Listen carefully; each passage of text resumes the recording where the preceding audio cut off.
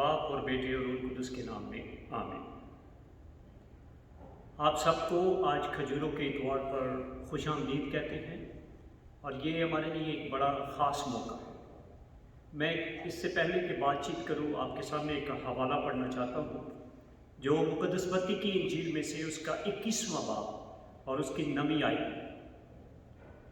और हजूम जो उसके आगे आगे जाते और पीछे पीछे आते थे पुकार पुकार कर कहते थे, दाऊद के बेटे को होशाना, मुबारक है वो जो खुदावंद के नाम से आता है, आलमे बाला पर होशाना।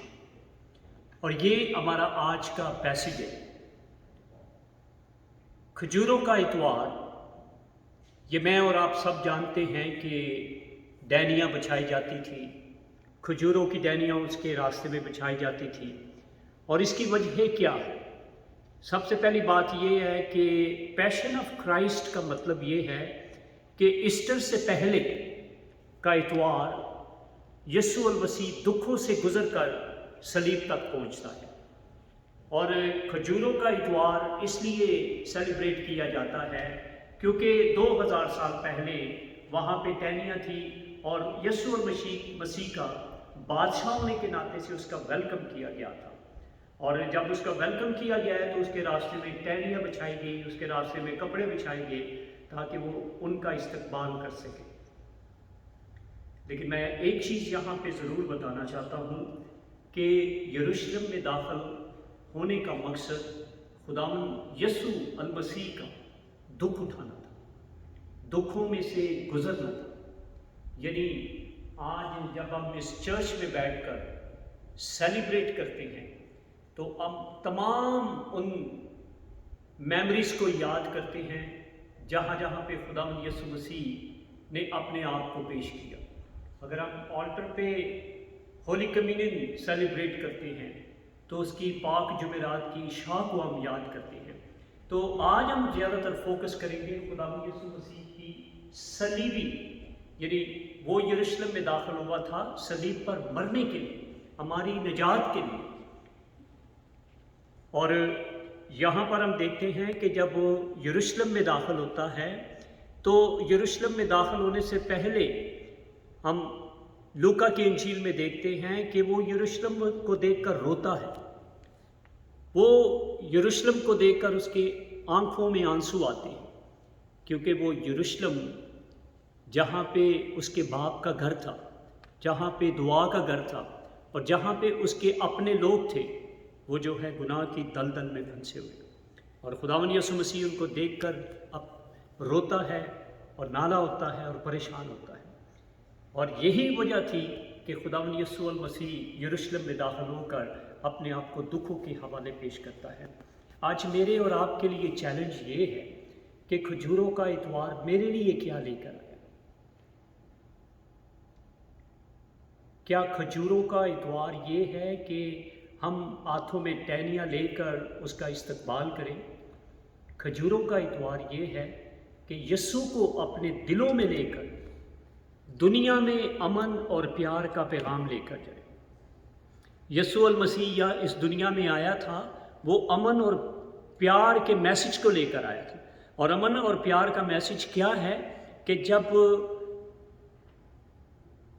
कमज़ोरी की हालत में, जब नाला की हालत में, जब पशेमानी की हालत में अपने आप को दुनिया के लिए पेश किया जाता है। हालांकि खुदावंद यीशु मसीह के पास वो खुद खुदा था। यानी लिखा हुआ है लूका की इंजील में उसके 2 बाब में कि कलमा मुजस्सम हुआ और मुजस्सम होकर वो हमारे दरमियान रहा। यानी खुदा के पास पावर भी थी, खुदा के पास स्ट्रेंथन भी थी, खुदा के पास वो मैन पावर भी थी। वो 1 मिनट में मरियम मेट कर, लेकिन उसने अपने ऊपर दुख सहकर हम सबको ज़िंदगी बख्शी है। तो आज हमें इस बात पे फोकस करने की ज़रूरत है कि जिसने हमें ज़िंदगी बख्शी है, हम अपने आप को किस तरह कमज़ोर बनाकर दूसरों के लिए मोहब्बत और पीस का पैगाम हो सकते हैं। आज दुनिया में पीस की ज़रूरत है, आज दुनिया में प्यार की ज़रूरत है, आज दुनिया में एक अमन की ज़रूरत है। और वो अमन हम कैसे लेकर आएंगे? कलाम मुक़द्दस में साफ लिखा हुआ है, यीशु मसीह ने कहा था कि अगर तुम मेरे पीछे होना चाहते हो तो खुद इनकारी करो और अपनी सलीब खुद उठाओ।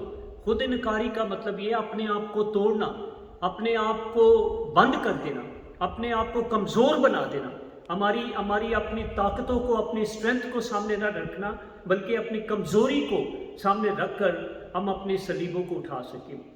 और खुद इनकारी का मतलब ये है कि जब हम खुदावन को अपना निजात दहिंदा कबूल करते हैं तो वो कहते हैं कि झूठ ना बोले, फिर झूठ नहीं बोलना।